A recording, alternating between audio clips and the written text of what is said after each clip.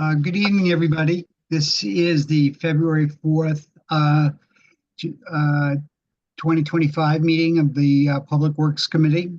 I'd like to call to order, and I'd also like to wish everybody a Happy New Year since this is our first meeting of 2025.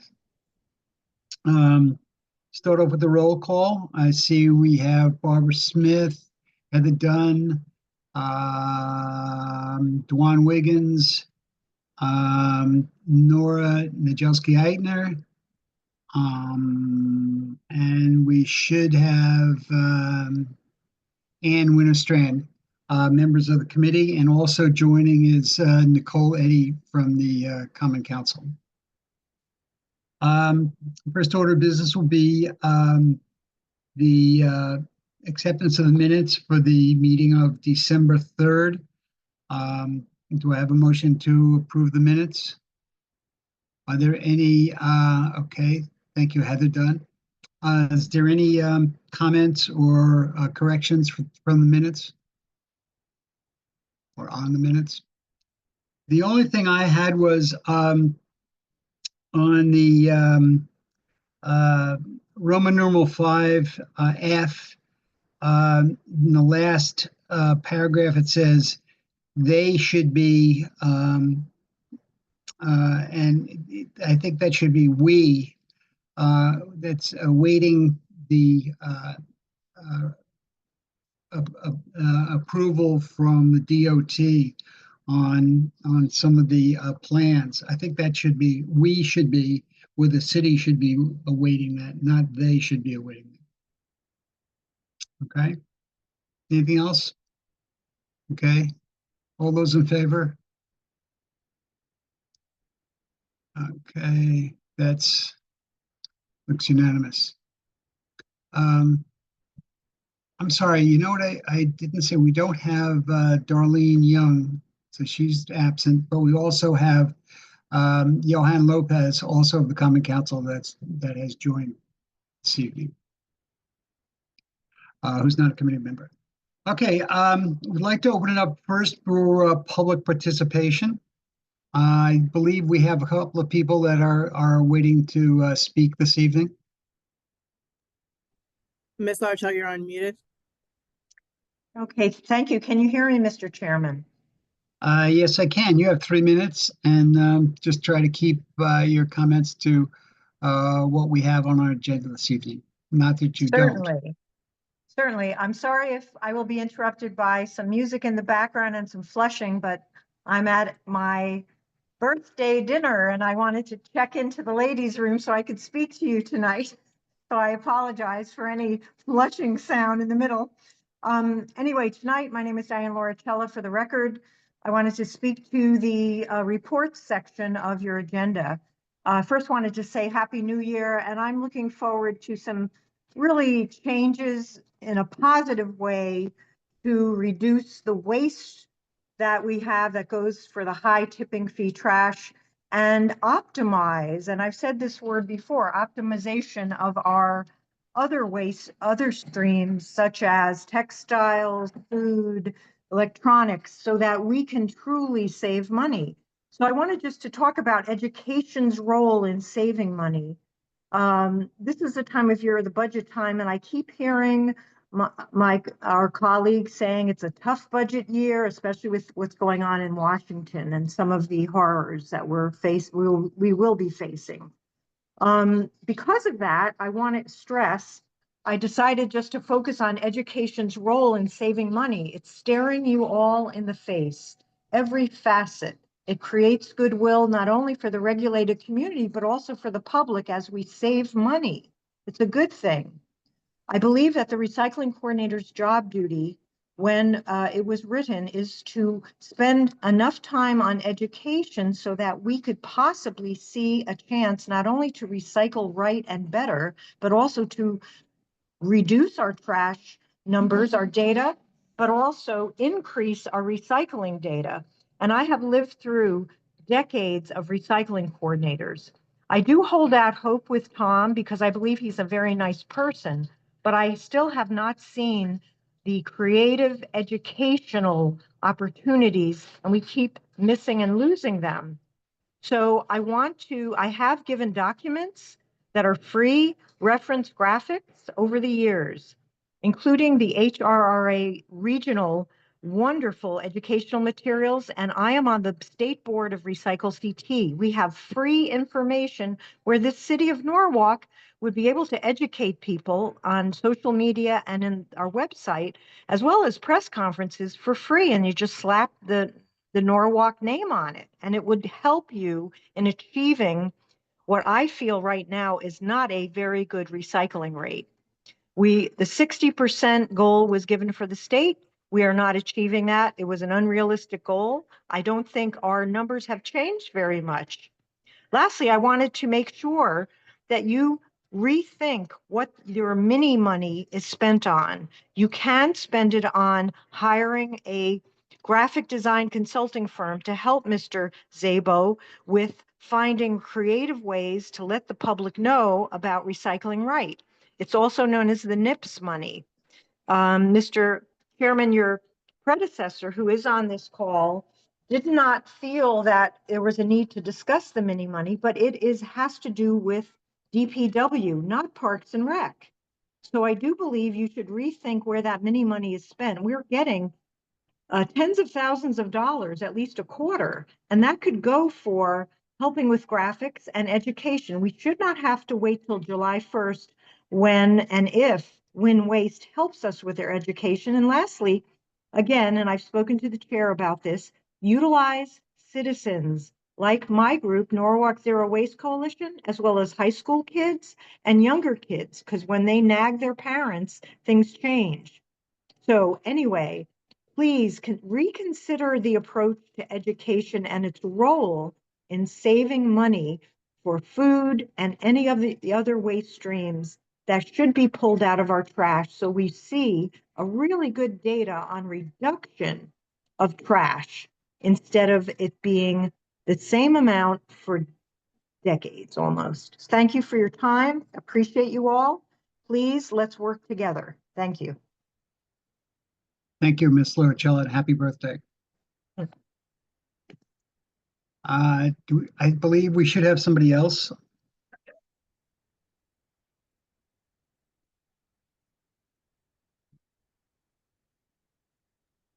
If anybody else would like to speak, can you please raise your hand electronically? I don't think so, Mr. Farrer. Okay. That there should be, I'm not sure if they know that they need to speak. Yeah. It's Luis Rivera we're looking to hear from.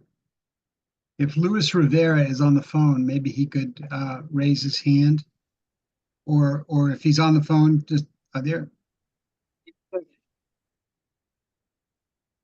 Nicole, do you have a question?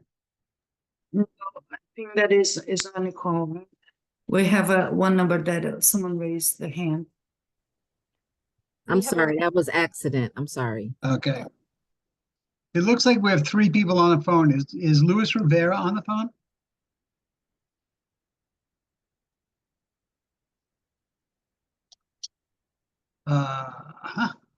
Well,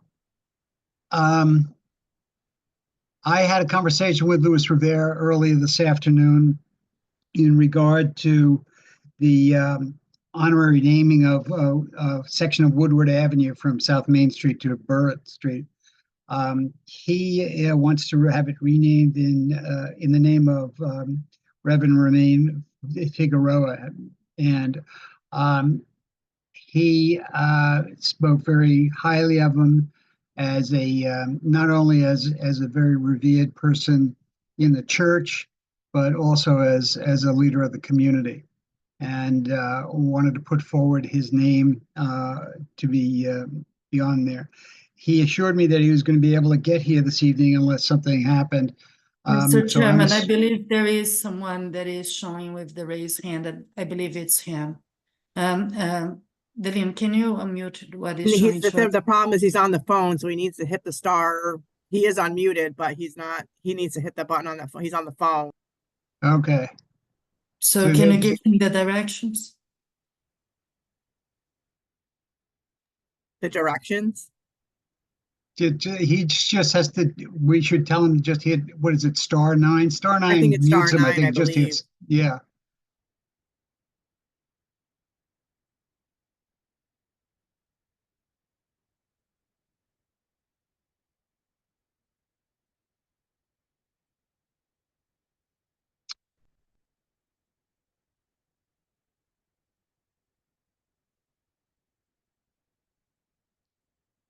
Mr. Rivera, if you could just hit star nine on your phone, that will unmute you.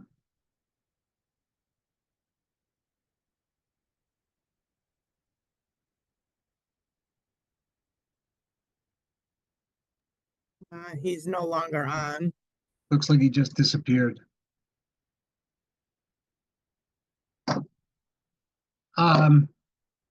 Okay. Is there anybody else for public participation? Okay. So I don't know if you guys wanna move, continue the meeting, and if we can bring him back, maybe if you guys wanna pause and then hear him. We're Yeah, trying let's, to. let's move on, and if he calls again, Johan, I see that you're on. Could you give him a call perhaps and ask him if he could dial back in? Hi, Jim. Yeah, sure. I'll send him a text. I'll give him a call right now. Okay, or send him a text, either one. Okay. That would all right. help. Okay, thanks a lot. No problem. Okay, so why don't we go ahead and we'll temporarily close the public participation. He's actually back on now. Okay. Can Mr. you hit Rivera, are you star there? nine?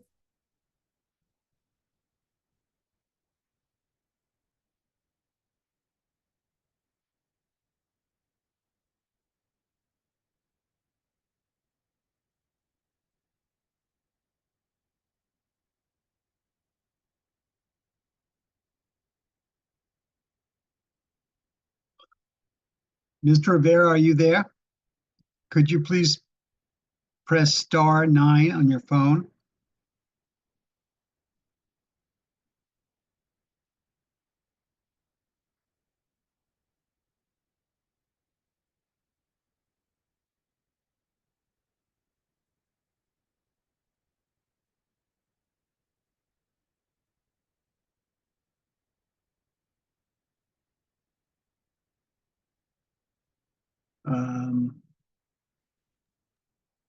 Hi, Jim. Yeah, so I just got him on the phone. He's on. He's trying to hit star nine, but he's unable to unmute himself. But he can hear us, but he's unable to speak. So I'm trying to walk him through unmuting himself. Johan, Okay. how if you put if you'll be able to call him and put him on the speaker through you. Yeah.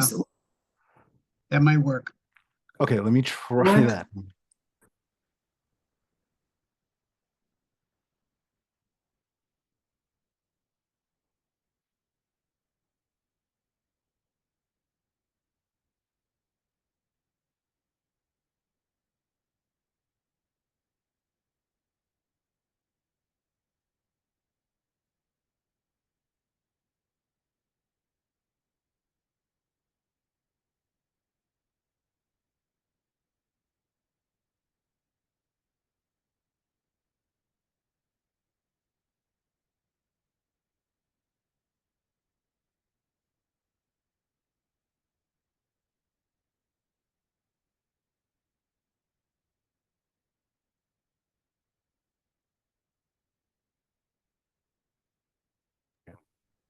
Here, let me test this. Pastor Rivera, are you there? Can you hear us? Can you hear him? Just barely. Barely. Okay. Can you speak up? Let's see. Patrick, could Turn you your speak up a volume up. little more? How about turning your volume up on your phone, Johan? I'm here. Okay, I think we can hear him. All right. Oh, Okay, so- good. Mr. Rivera, this is Jim Freyer. We spoke earlier this afternoon. And we are asking about the your request to rename a portion of Woodward Avenue for Reverend Ramon Figueroa. Could you give us some background information on that and why you think that's a good idea?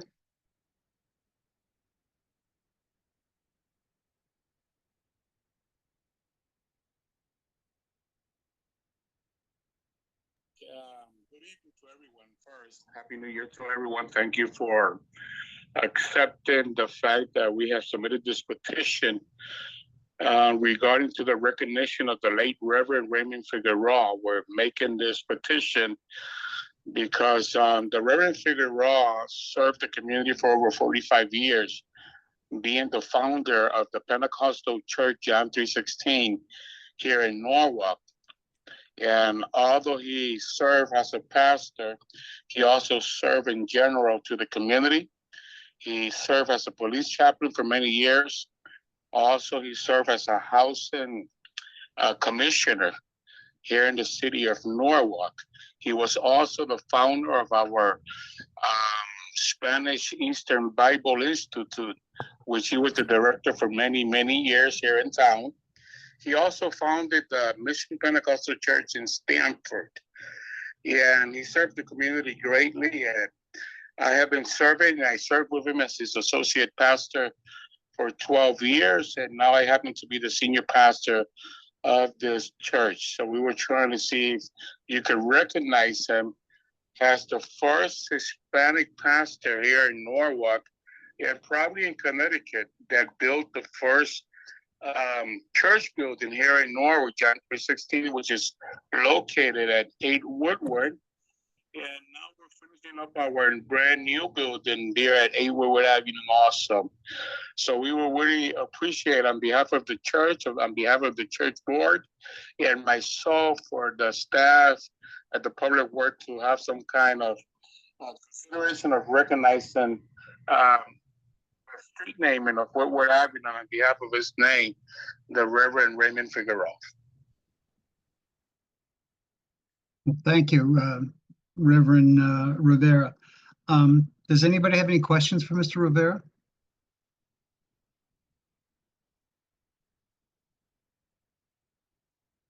Okay, so that our next order of business, when we close public participation, will be to vote on this proposal. Okay, thank you, Mr. Rivera. You can stay on and listen if you'd like. So I would like to close public participation now, unless there's somebody else on the line, Delene. No, there is not. Okay, so we'll close public participation at 7:18.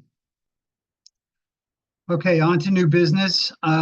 First item of business is schedule a public hearing for the honorary naming of the portion of Woodward Avenue from South Main Street to Burritt Avenue to be named Reverend Raymond Figueroa Way. The public hearing shall be conducted in order to hear all parties interested in commenting on the proposed honorary street naming and to take such action on said naming that the committee may deem advisable. The public hearing is scheduled for Tuesday, March 4th, 2025 at 7 p.m. via Zoom. Do I have a second? Ms. Winter-Strand seconds it. Is there any comments, any questions anybody have? Ms. Smith? Yeah, I'd just like to say, I feel that I have enough information to feel confident moving this to a public hearing. At the fact that, Reverend Figueroa has, he was the chaplain for the Norwalk Police Department. That's, a big service that he provided for our police department. Also, having built the first Hispanic church here in Norwalk, that's really compelling to me. The thing that I do want to say to Mr. Rivera And it looks like we may have lost him, but I think it's really important for the public hearing, assuming it does move forward, is that we hear from numerous people from the community. You know, if we want to go ahead and move forward with the actual honorary naming. Because I think for us, for me, you know, I could speak for myself, I need to hear from the community, not just one person, that this is of value to the Hispanic community.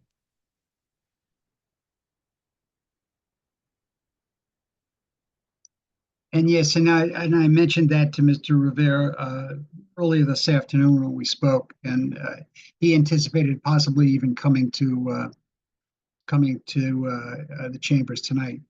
Mr. Lopez? Thank you, Chair. Yeah, I will go ahead and forward that information to the reminder, Tim, again, that based on what you spoke with Tim about and what Councilmember Smith just requested as well. Great, thank you. Ms. Dunn? Hi. Maybe Johan, you can tell me, has the church done anything to honor him, you know, prior to coming to the city to honor him? Have they renamed the church or any portion of the church? I'm actually not sure. I can find out and get back to everyone on the committee and stuff, but I can find out. I can talk to them. Okay, thanks. No problem. I have his contact number. I can call him as well. That's a good question, though. Any other questions, comments? Okay, all those in favor of moving this on to the council? 1, 2. To public hearing. Mr. Chairman, it's hearing. public hearing, not to the council yet. Correct. Sorry. Okay, that's unanimous. Okay. All right. Second item is Roman numeral 5B is authorized Mayor Harry W. Rilling to execute any and all documents necessary to accept an easement over 12 Lubrano Place, Norwalk, Connecticut, for the purposes of access and maintenance. This is a stormwater easement. Ms. Valadares, do you want to comment on that? Sure. I need a second first. Let me get a second first. You don't need Ms. a Dunn. second. Sorry, you don't need a second. Okay. Yeah, got Mason's rules, not Robert's. Okay. Sorry. Good evening, everyone. So this is very straightforward. There was we approved some plans for some work at that property, and we already had a previous easement, storm easement on it. So in order to work better the plan, they had to relocate the pipe, and then what we are doing is just establishing that easement again. So there is no cost. They ended up doing the work because they had to install the new pipe where they were planning, where they requested. So now it's just really to officialize the easement. All the language is in there.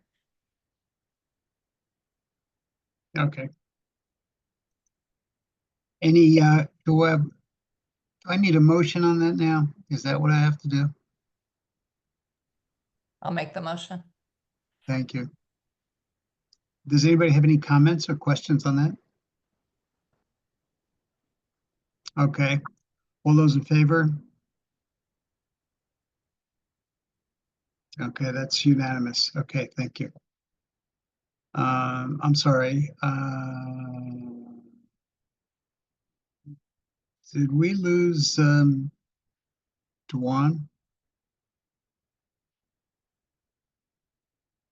Okay. Looks like we did. Okay, number or letter C, which is I should have read No, these together. I'm still here, Jim. I'm sorry about that. I was trying to get to the mute button. I'm still here, Okay. and I voted yes. Okay, so that and you're in favor of this? Yes. Okay, so it's unanimous.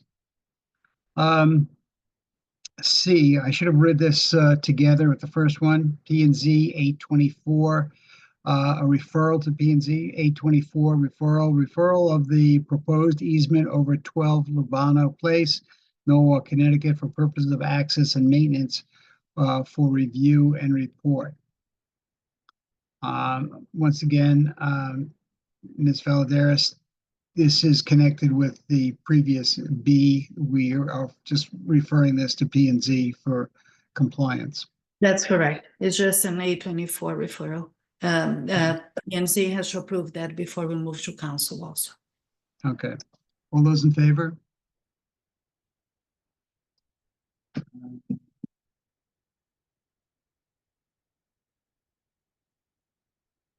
Mr. Wiggins, you're in favor?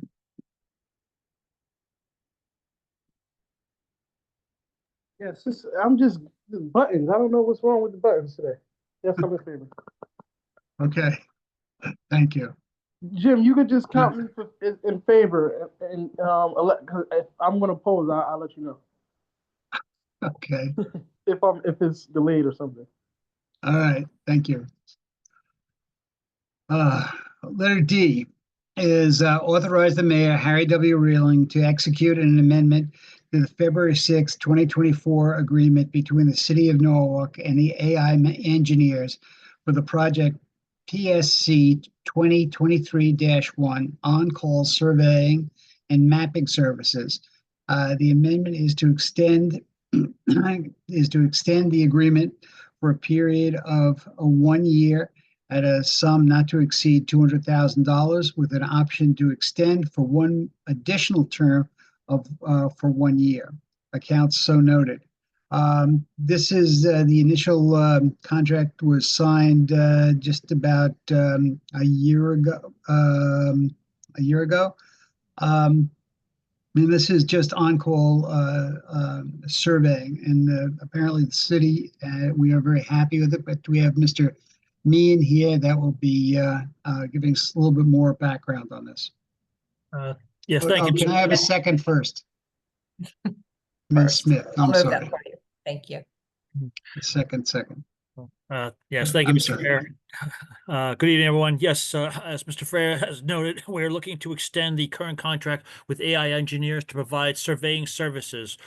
We have utilized them in the past for important projects, and we are satisfied with a lot of their work that they've submitted. We already have plans to utilize them if need be, or necessity to, in the coming year. So we would like to extend the current contract. Okay. Any comments or questions on that? Okay, all those in favor?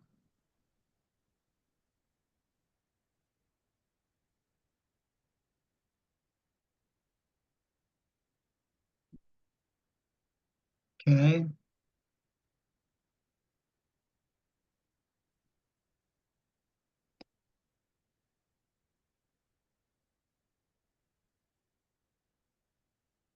Okay, that's unanimous too. All right, E is authorized Mayor Harry W. Reeling to execute the First Amendment on the April 9th, 2024 agreement between the City of Norwalk and Burns Construction Company for project PM 2024-2, permanent roadway repairs and surface restoration for the amount not to exceed $350,000. This is just another contract extension. Is there a motion? Ms. Smith? Okay, thank you. Any comments or questions? Mr. Meehan, do you want to take this one as well? Yes, thank you, Mr. Frere. Yes, this one again is also an annual recurring contract that we have. Burns Construction Company. They are we casually call this our patch repair contract. So utility companies do work in the road. They pay us a fee for that. We go back. We give a permanent repair at a certain time period. So Burns Construction Company has done a satisfactory job, and we would like to continue extending their contract. Okay. Any other comments? Questions? Okay, all those in favor?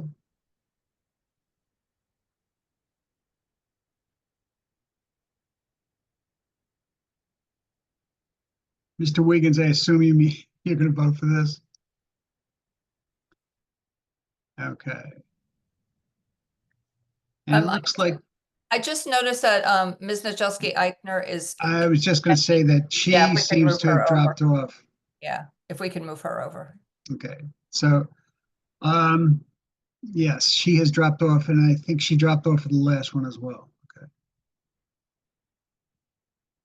All right, so that's unanimous except for Najelski Eitner. Okay. G, oh no, I'm sorry, it's F. Authorize the mayor, Harry W. Rilling, to execute a second amendment to the July 20th, 23 agreement between the city of Norwalk and CDM Smith for project numbers 4240, 4240A, DRG 2023-2, engineering design services for municipal separate storm sewer systems for a sum not to exceed $272,710, accounts noted. Do I have a motion for this? Ms. Dunn, thank you. This is an extension of the contract that we have with CDM for the second phase of the stormwater authority, feasibility of the stormwater authority. It's going to go and include a number of things like pricing, education, public outlook, as well as a pricing model too. So let me turn it over to Ms. Valderas to give us a little bit more background on this. So thank you, Mr. Freyer. So as you remember, CDM Smith did a presentation to this committee towards the end of the year, and where they did like the preliminary study for a stormwater utility agency. So we went back to them and considering all the feedback that we received, we asked them to send us a proposal to initiate what will be the second phase. So the second phase they will get more into the detail. First, really looking correctly on what it would be the impervious area of all the properties that we have. Second is doing a lot of public outreach, not only to teaching the public, but also to have a feeling about their perception and how they would take the stormwater utility. Also, a committee would be created out of it with some stakeholders where they're going to be having those meetings so we could progress on what will be the ideal model to implement a stormwater utility. I just want to make it clear that we are very far from really considering a stormwater utility, but this would be really the necessary steps that we would need to do to be able to go back to a full council, to be able to present exactly what would be the impact of establishing a stormwater utility. So as of now, I think that this study will add more for us to be able to make a very good decision if that's what Norwalk should be following in the future.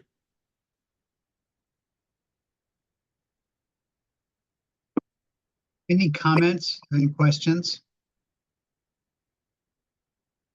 Okay, before we move on, I think Ms. Najelski Eitner is on, but she's in the public section. I think I see her. Darlene promoted me. Thank you so much. I Okay, appreciate it. thanks. So I don't know if you heard that, Nora, but we just had a little update on the CDM. I did. Thanks, Jim. I've actually okay. been on the whole time, so I heard it all. I was trying to vote from the public. Okay. Thank you. All right, good. So you have been here all the time and have been voting positive? I have indeed. You just couldn't Okay. see it. Thanks. Okay. I knew this was going to be a tough night. All right. Anybody have any comments, any questions?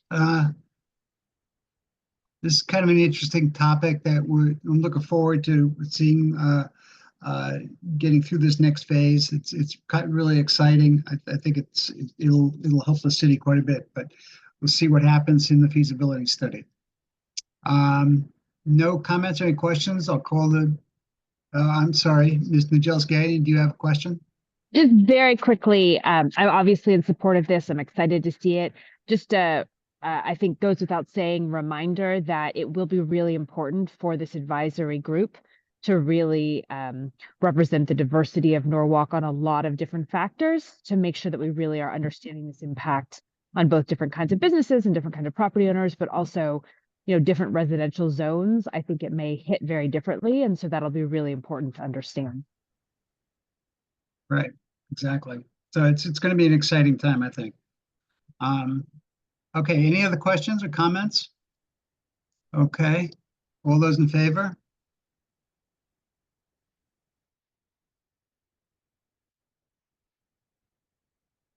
Okay, Mr. Wiggins, you're in favor, I assume. So it's unanimous. Okay. G, authorize the mayor, Harry W. Reeling, to execute an agreement with Safety Markings LLC for Project TMP 2025-1, pavement marking symbols, legends at various locations, and for an amount not to exceed $250,000. Counts so noted. And it looks like we have, oh yeah, there he is, Greg. Greg Pacelli's here and to talk a little bit about it. I just saw your name before, and now I was looking around for your name, then all of a sudden your face pops up. I'm here. Thank you, Mr. Freire. We appreciate it. So the purpose of this contract is going to consist of the installation of various types of new and refurbished pavement markings on existing asphalt roadway surfaces. Just to give everyone a brief background, the bid process was held through the traffic guidelines and painted pavement markings as part of the Capital Region of Government's Capital Region Purchasing Council. The Capital Region Purchasing Council is a cooperative council of over 135 towns. So basically it's a bid process that kind of combines all the quantities of all these varying towns that participate in this bid to get the lowest price possible. So that's why we partnered with it and worked with our purchasing department as well as the Capital Region Purchasing Council to provide our quantities and kind of work into that contract with all the other participating cities around the state just to get a more competitive price. All the work performed part of this contract is done in conformance with the federal requirements, that we have to abide by through the MUTCD, which is the Manual Uniform Traffic Control Devices. And the city has a requirement from FHWA to keep pavement markings on roadways in a good state. So that's the purpose of this contract, is to put it on, refurbish the existing pavement markings as well as new pavement markings on existing roadways. Okay. I'm sorry I didn't ask for a motion on this earlier. Thank you, Mrs. Smith. Any questions for Greg? Any comments? So I had just one question, Greg, on the council that you just mentioned on the 130 different cities. Is that purely for just consolidating bidding, or does that also have anything to do with standardized markings to make sure that everybody's doing the same thing?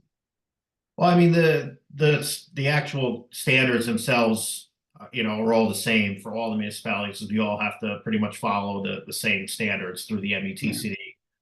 So it's basically just a bid process. They have a pavement marking. They do other bids as well with all the partnering cities. It's really just to kind of garner the attention of all the cities to get a higher quantity and a best price and kind of be more efficient for the municipality. So it's like a buying co-op. In a way, yeah. Yeah, okay. So nothing more than that.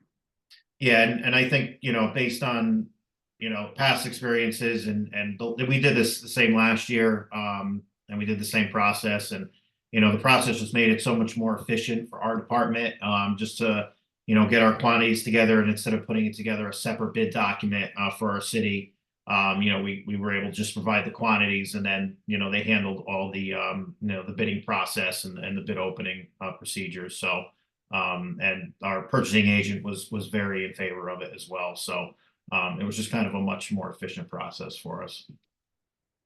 Very good. Anybody else have any questions, any comments? Okay, I'll call for the vote. All those in favor?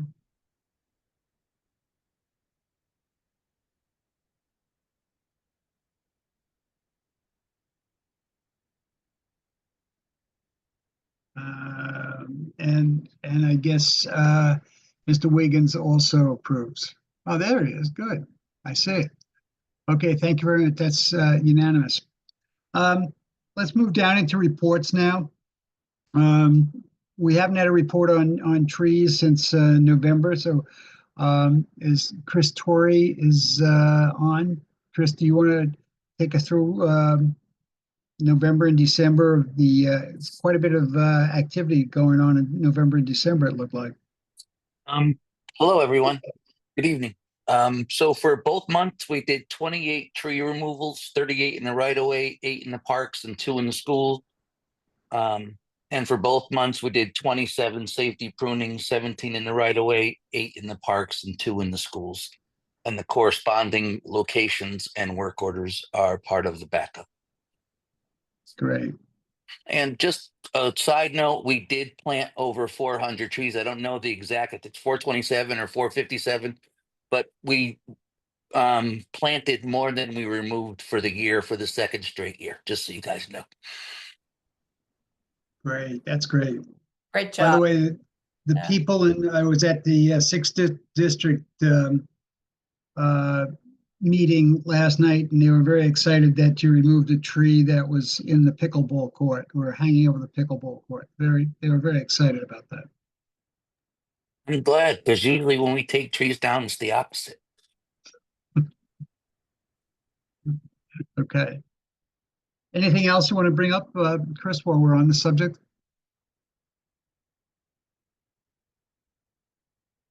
Okay, why don't we move over to solid waste report and food scrap drop off. Tom Sabo. Good evening, everyone.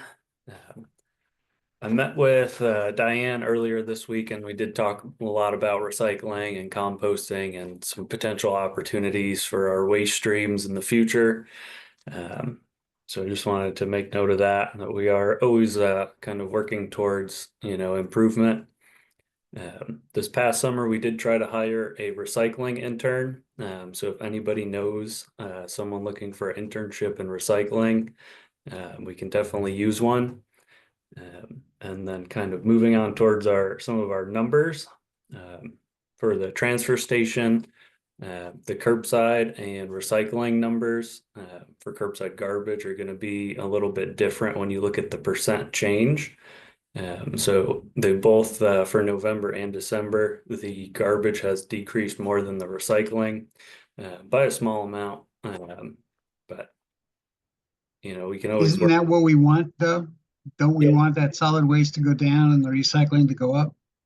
Yeah, we had one was December. We took in a lot of garbage at the transfer station, so that kind of may have skewed our sort of diversion rate when we think of it that way. But we are making some slow and steady progress at the moment, and we are kind of looking at some other ways we can kind of increase the recycling rate and make sure the recycling stays clean and recyclable at the same time. We don't want residents to continue to wish cycle and end up having it kind of be a lower quality recycling. I think it's probably a little unfair to compare month to month or year to year is probably a better comparison. Is our recycling up more than last year, or is it the same? Or it seems to have fluctuated sort of over the past 3 years. 1 year it'll be up 50 tons, maybe the next year it's down 60. So it's very interesting. We haven't really seen a good consistent trend, but we are seeing our garbage number come down sort of more frequently. So as long as our recycling is staying high and our garbage is coming down, that's good. Okay, so it would appear that we have more people recycling as a result, we have less solid waste. Yep. Okay. Plus, I need to add that we also have different programs to try to divert solid waste from the regular stream. So between the mattress collection, some pop-up recycling that we offer, we just did the collection of the Christmas trees as well. We have the textiles. So we're always trying to, because all that, and also, of course, the food composting that, you know, for those people that they are composting, they are really taking that out of the garbage and also drop the numbers. And we have been seeing a increase on all these alternate programs that we are offering. I think it's a positive. I think it's very positive that all the numbers seem to be going. You know, I tell people, particularly on the composting, that when we first started this, we were talking about pounds, and now we're talking about tons. And so, you know, that's pretty dramatic. I guess the only, you know, I guess people are never satisfied. So, you know, are there other plans that we have in place to, and we've talked about this a little bit, to go into some of the city housing projects and see if we can get some composting going there? Not so much with the public housing. We tend to focus more on the residents that are eligible through the city garbage collection, since that's sort of like our targeting our most financial benefit. Since we take that garbage in with the city collection, we would like to target the residents who are kind of generating that waste, and try to get that kind of tonnage away from our garbage collection and kind of towards a cheaper recycling alternative. Okay. And also, Mr. Freya, remember that now that we have that strategic plan that you guys received from New Gen, like that presentation, and one of their recommendations was to really focus on the residents and then event. So we still have a long way to go with our regular residents before we can expand to more what we consider commercial. So I think that one of our goals now would be to try to open another site where we can have more drop-off for food composting. That is one of our goals for this year. And the other thing is that in this budget request, we are actually including a line to make the food composting really program of the city. As of today, we have as a pilot program. And now we have just added in our operating budget a line for food composting, so we could really say that the city of Norwalk do have a food composting program. So I think that we're still on baby steps. Eventually, maybe we can expand to other places, but as of now, we're trying to really make the program stronger within the residents. Mr. Lopez? Thank you, Chair. Thank you, Vanessa. That's a good point. I meant to ask, and it kind of goes to what you just mentioned, which you answered part of the question, which was, where does the city stand with respect to the new Connecticut law that went into effect January 1st of this year, requiring like these commercial food wholesalers or distributors to generate, I think it's over 25 or 26 tons of organic waste per year. So if you can talk a little bit about where the city stands with respect to that, aside from some of the things, the great things that you just mentioned, that would be great. Sure. So, Mr. Lopez, just a reminder, the city do not take care of commercial garbage, neither recycle, neither composting. And also based on the new contract that will start on July 1st, we do the collection just for residents, and we consider residents if you only have up to 4 units in your condominium. Everything that is beyond that, or if it is a commercial, the city is not responsible for any collection, and you have to dispose. So as of now, we do not deal with it. Now, does that come to our transfer station?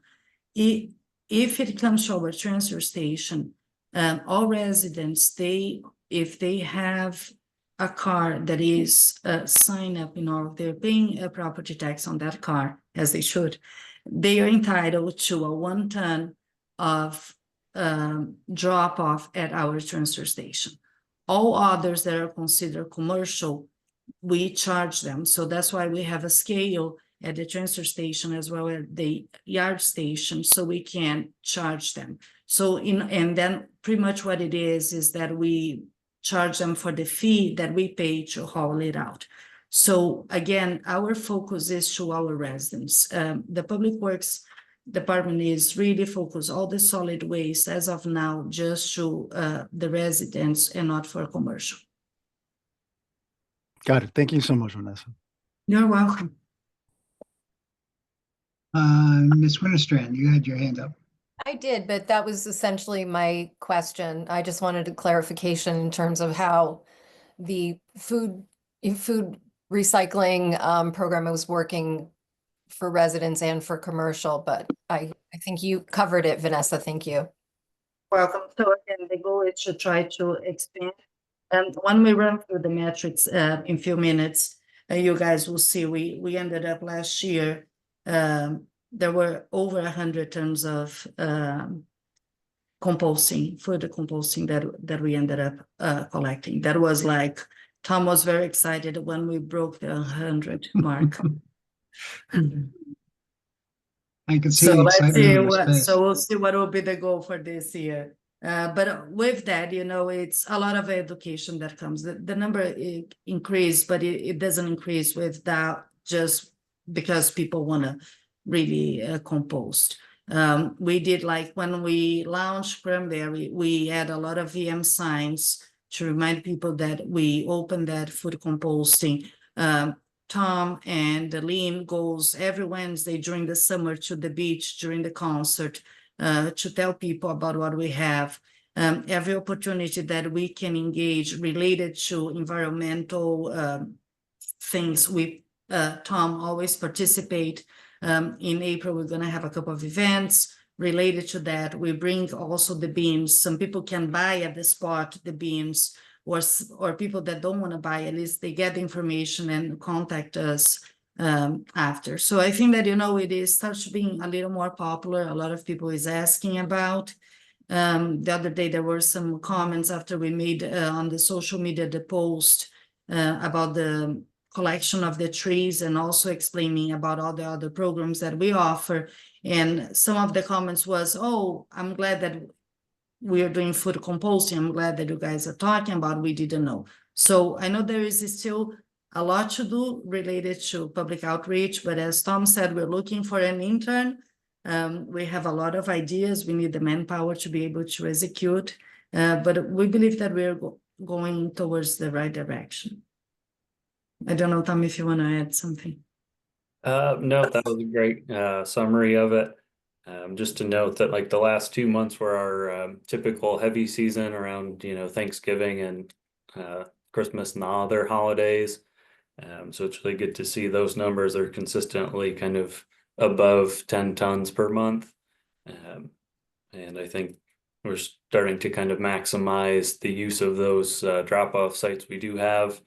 And we might need to kind of look at expanding them to kind of create the convenience for the additional residents that might be a little bit further away and not consider driving their food scraps there. So what would be an ideal collection point that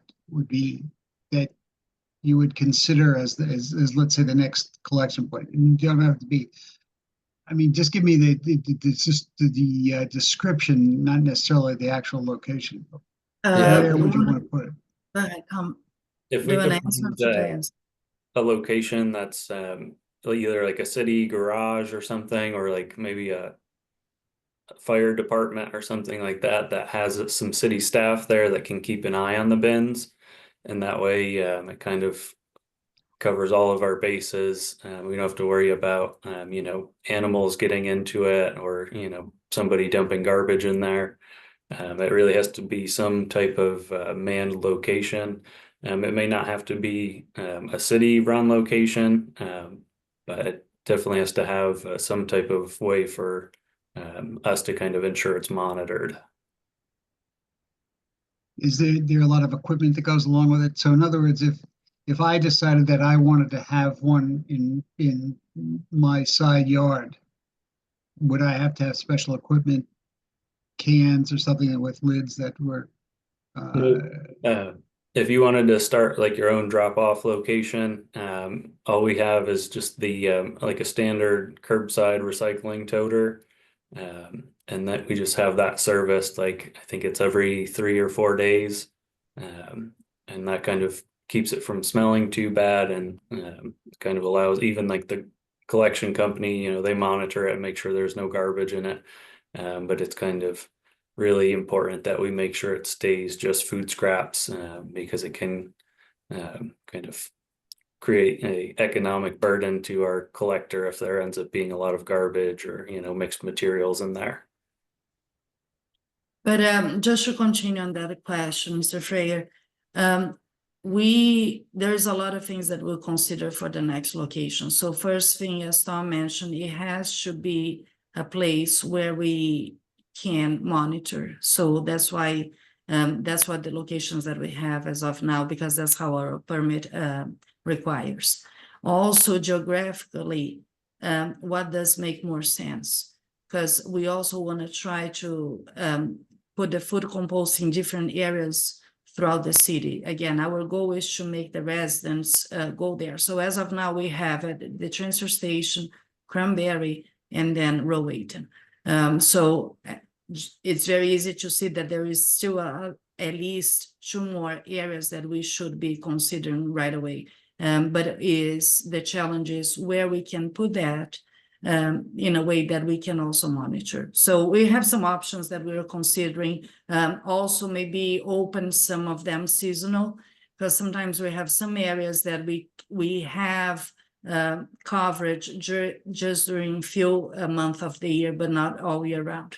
So we're investigating. We need the numbers to go up, and also now we need that the program be not a pilot anymore. That's good. Ms. Winterstrand? One last quick, I'm just curious as to, in terms of the compost on the other side of composting, are those, is the compost made available back to the public for use, or is that for city use? As of now, and this is one of our I would say not midterm goals, is as of now, what the contract that we have, again, under the pilot program, is to really, they only come, they haul the food composting, and then they bring somewhere to be composted, and eventually we ended up buying back whatever, not necessarily from them, but we buy it back and we don't give it out to the residents. We want to change that. Again, if we can make this as a full-time, not anymore a pilot program, our short-term goal would be to open one more area for drop-off, make a bid of who's going to be hauling, and try to include also a way that we can buy back that composting. So that will be more on a short midterm. On a long term, we're trying to see if we can engage with other municipalities to see if we can find a common area where we all could benefit of it. This is a very long-term goal, because we have to have, but those conversations have already started, but we have to see where we're going to be by then. Yeah, I think that, I mean, I love that, the forward thinking and the future thinking about that. Thank you. Any other questions on waste or food drop off?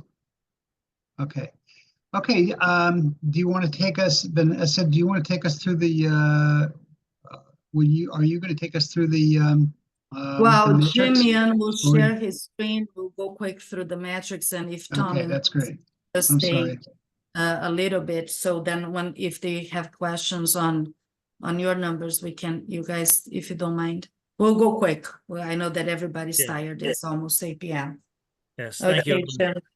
Can you share your screen? Yes, I'm going to share a screen right now, which So presentation before basically he summarizes. starts, I just want to mention that for those that are new to this committee, usually what we do every end of the year, usually in January, is then when we put out all our numbers together. And the idea is to show everyone, we do understand that we have a big budget, right? We know that under Public Works, we have really the biggest budget on the city side. But the idea is to show where that money goes. You know, I am very proud of the staff that I lead, and I know that they work very, very hard. And I think that when we put the numbers together, it shows how much work has been done on a daily basis behind the scenes. So Jim, why don't you take from here? Thank you, Vanessa. Yes, so as Vanessa stated, this is basically a summarization of all the capital projects that we've done. First of all, this map just gives you a general idea of the roads that we paved this past year. The different parts of the city, it varies each year. This is the basically showing the location itself. This particular list, as you can see, we paved 38 roads this past year, or slightly increased from the previous year, almost 11 miles of roadway, lane miles that we accomplished that after work with drainage and any type of sidewalk that were associated with it. This just reflects just the paving itself. As you see, it increased a little bit from the previous year, but that always depends on availability. So we also, as part of this, completed sidewalks as well. We've done 2 miles of asphalt sidewalks and various areas of the city, as well as 1.2 miles of concrete sidewalk. The construction procedure for these are slightly different. That's why we take a methodical approach to resolving those. This is an example right here you see of what happened on Daphne Drive, putting in asphalt sidewalks with an extruded concrete curb. And I have over here an example of the work in the Berkeley area, which was a few streets around on Berkeley Road that you can see sort of a before and after shots of what it is that we did. And we plan on following up afterwards to actually repave that road as well. But this is an example of how we interchange the replacing the concrete sidewalk in particular areas. Now, besides our own capital projects, our permit team does a lot of reviews for residents in the city itself. They've received a lot of encroachment permits. They reviewed, a very small team reviewed about 524 permits, and they actually issued 454. And driveway permits, they've reviewed 169 and approving of those, the majority of those of 144, though it takes a lot of time to review and approve of those, making sure that they follow Connecticut deep standards and our own city standards as well. All the requirements to ensure that stormwater is not being affected by most of the work that's being done here. And as an example, we also had very large drainage projects. We're currently involved with certain ones, but one that we completed this year was a very large Dreamy Hollow Bettsbrook storm, the water main and sanitary improvements project. So we had, it was an enormous, this was a very large stormwater project that we did some other associated work as well. The entire cost, it was estimated originally at 9.2. We managed to come in a little bit less than that. Came in under budget, which was we were happy about that. But this was fastidious in trying to alleviate the flooding for a lot of people in the Dreamy Hollow area. So we're happy that was actually accomplished. That this was actually, you know, this is one of the things that I think that we are most proud of it that we did last year. This is the biggest drainage project that this city have done in the last 15 years. So it is, you know, this came out with all the complaints that we received a few years ago. We started a study to try to understand what was happening on that watershed. And we were able to move that to design. And we use most of this money. This was a combination, but we used some ARPA money, capital money, and a little bit of WPCA money to finish this project. So it was, and I have to say that, you know, it was huge. A $10.2 million drainage project is very, very big. The impact on that neighborhood, it is really incredible in a lot of sense. And the most incredible thing is that we pretty much didn't get as many complaints and was big. If you see the size of the structures that we had to put in, there were times that we had to close roads to be able to get those things underground because the COVID was really big. And besides that, we came on 10% below budget. So I think that that was like really a big achievement to the team that worked so hard on this project. Yes. To echo that, yes, was our largest project. Not our only one, but definitely our largest stormwater project in some time. So I was very proud of the whole staff, and I was very appreciative of the residents in the area who showed a lot of patience during the time, as Vanessa said, for a very major heavy infrastructure project that was accomplished with this. So, and it has been, from what we tell early on, it does seem to be alleviating a lot of the flooding that initially has happened.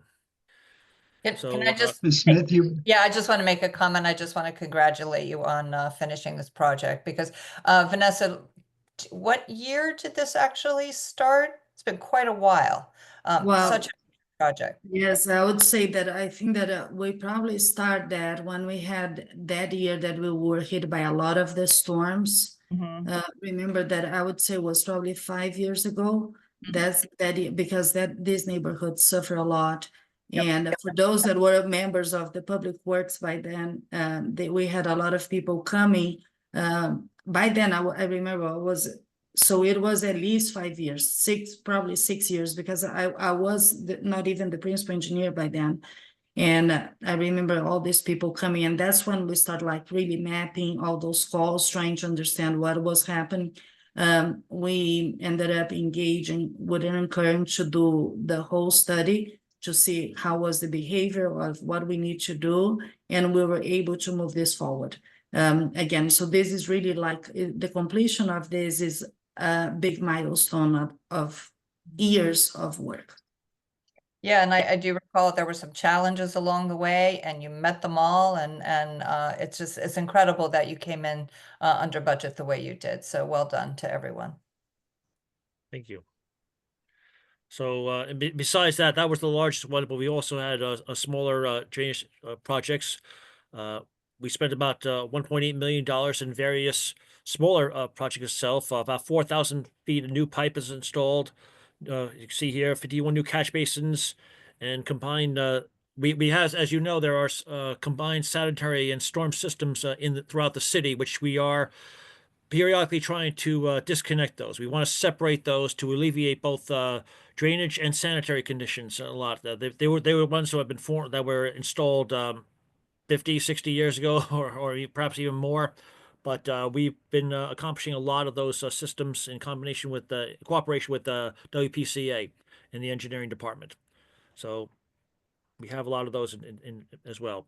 And kudos out to the operations group. They've inspected nearly over 51,000 linear feet of pipes. We have our own systems for that, and the team does a very good job with this. We were able to analyze a lot of pipes that needed to be installed prior to any type of construction in an area. It's an essential part to make sure that we don't pave a road and then come back later and have a failed drainage system and have to rebuild. So we were able to avoid a lot of headaches utilizing this. And as you know, our own team, we have our own trucks and inspection equipment to utilize this service. So now just to follow up on what Chris was saying, these are the total of trees that we planted this year. So 454. So we are always planting much more than we are pruning or taking it down.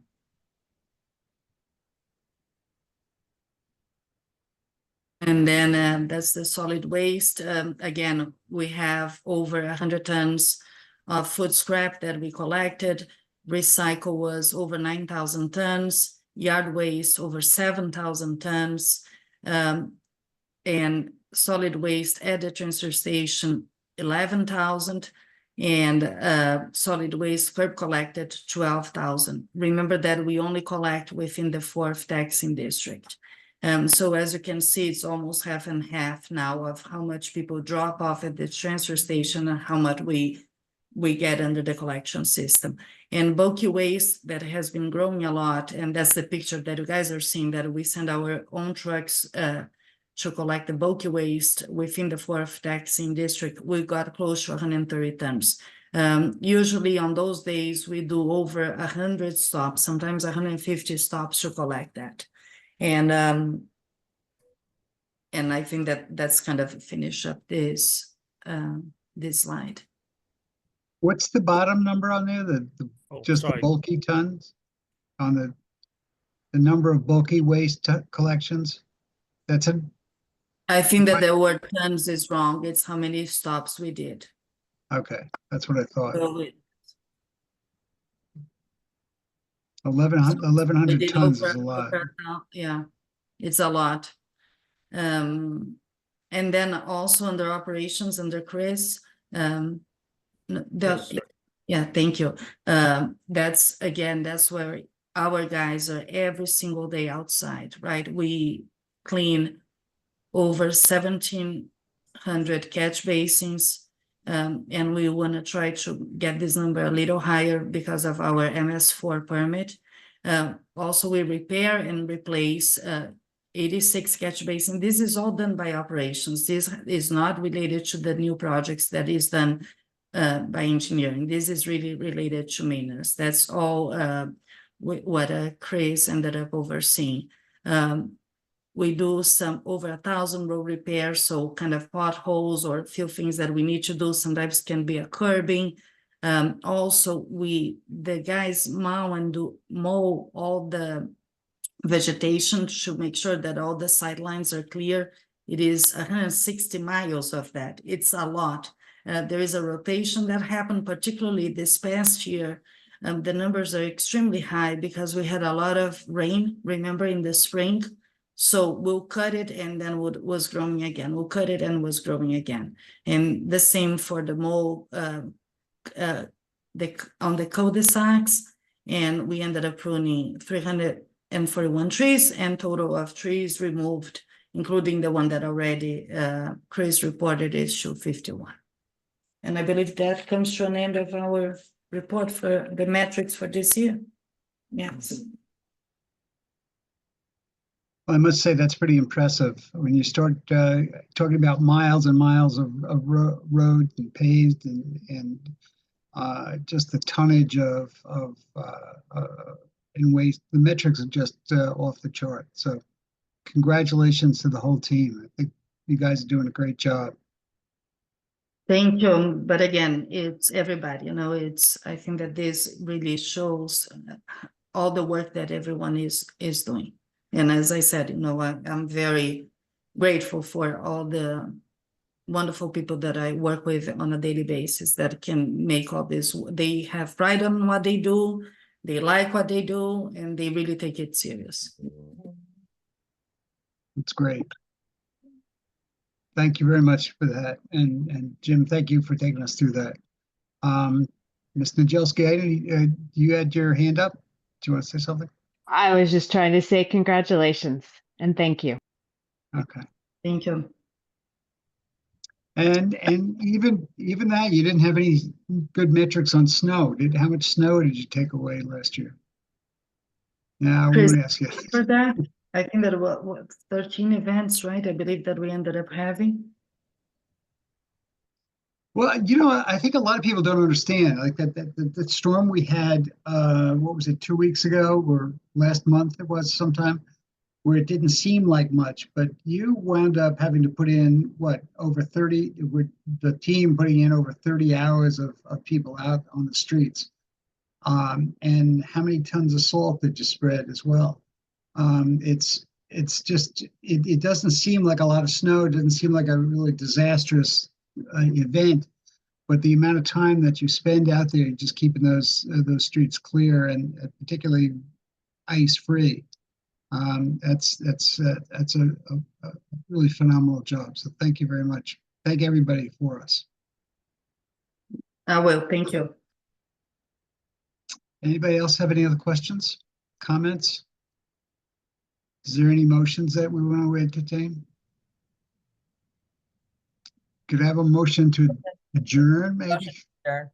Ms. Dunn, I motion to adjourn. thank you. All in favor?